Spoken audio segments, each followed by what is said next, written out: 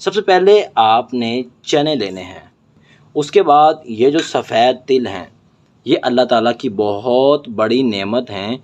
इन तिलों का जो इस्तेमाल कर लेता है इसके बेशुमार फ़वाइद हैं। और उसके साथ मैं आपके पास लेकर आया हूँ ये चारों मगज़, ये मैंने मिक्स किए हुए हैं, ठीक है।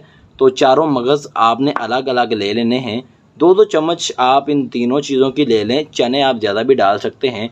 इन तीनों चीज़ों को आप मिक्स कर लें, ठीक है। हो सके तो आप इनको ग्राइंड भी कर सकते हैं या आप इनको वैसे ही मिक्स कर लें, ठीक है। आप इनके अंदर सारी चीज़ें मिला दें, ये भी मिलाकर आप इन्हें हल कर लें अच्छी तरह से। जब आप इन्हें हल करोगे तो ये एक पंजीरी टाइप सा बन जाएगा। आप इन्हें चम्मच के साथ भी खा सकते हैं। अगर आप इन्हें अच्छी तरह कूट लो तो कूटने के बाद अगर आप इस्तेमाल करो तो वो एक सफ़ूफ बन जाएगा, तो आप उसे भी इस्तेमाल कर सकते हैं। आप ये खाकर ऊपर से एक गिलास दूध पी लें तो इंशाल्लाह ये काम आपने 2